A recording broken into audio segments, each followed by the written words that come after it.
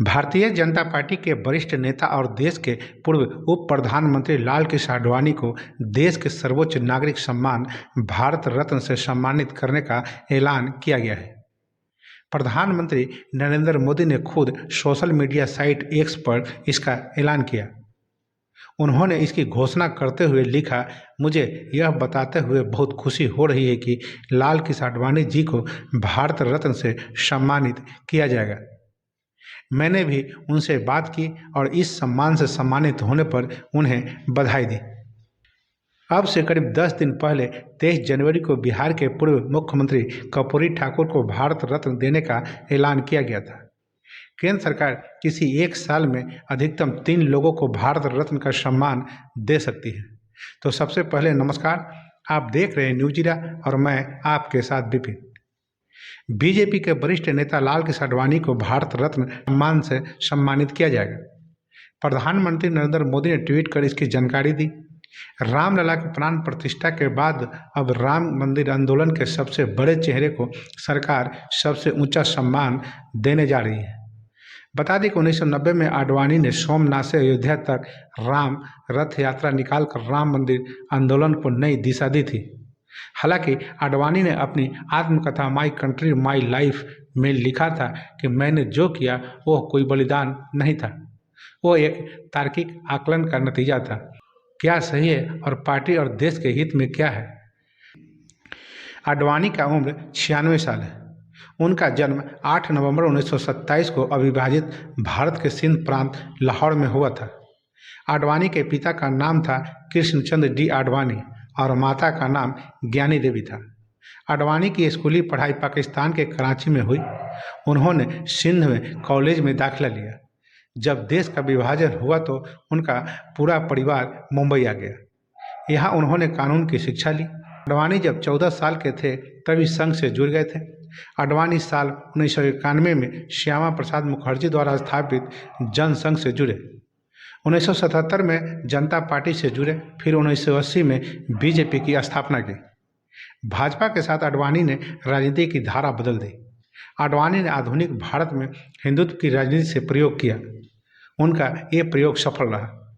1984 में इंदिरा गांधी की हत्या की लहर में हुए लोकसभा चुनाव में बीजेपी ने महज 2 सीटें जीती थी। 1989 में बीजेपी ने राम जन्मभूमि आंदोलन को औपचारिक समर्थन देना शुरू कर दिया था और इसका फायदा बीजेपी को लोकसभा चुनाव में पहुंचा। लिहाजा पार्टी 2 सीटों से बढ़कर 86 सीटों पर पहुंच गई। इसके बाद आडवाणी पूरी ताकत के साथ इस आंदोलन से जुड़ गए। 25 सितंबर 1990 को राम मंदिर निर्माण के लिए उन्होंने सोमनाथ से अयोध्या तक राम रथ यात्रा निकाली। इस रथ यात्रा से हिंदी पट्टी राज्यों में उनकी लोकप्रियता का ग्राफ बढ़ा। आडवाणी ने यहाँ हाई वोल्टेज भाषण दिया और कहा, और सौगंध राम की खाते हैं, मंदिर वहीं बनाए का नारा भी लगाया।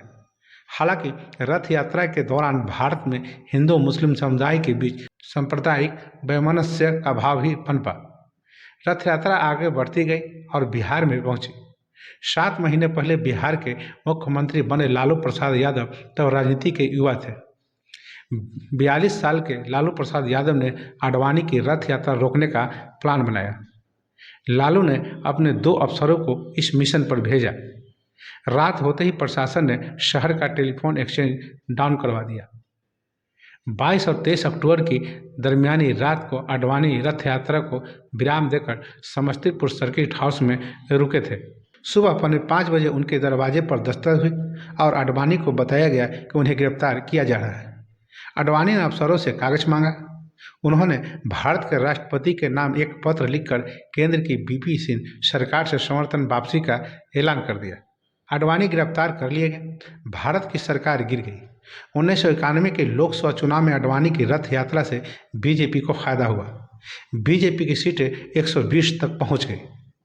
1992 में अयोध्या आंदोलन फिर परवान चढ़ने लगा। दिसंबर 1992 में फिर से कार सेवा का ऐलान किया गया। मुख्यमंत्री कल्याण सिंह ने सुप्रीम कोर्ट में हलफनामा दिया कि उनकी सरकार मस्जिद को कोई नुकसान नहीं होने देगी।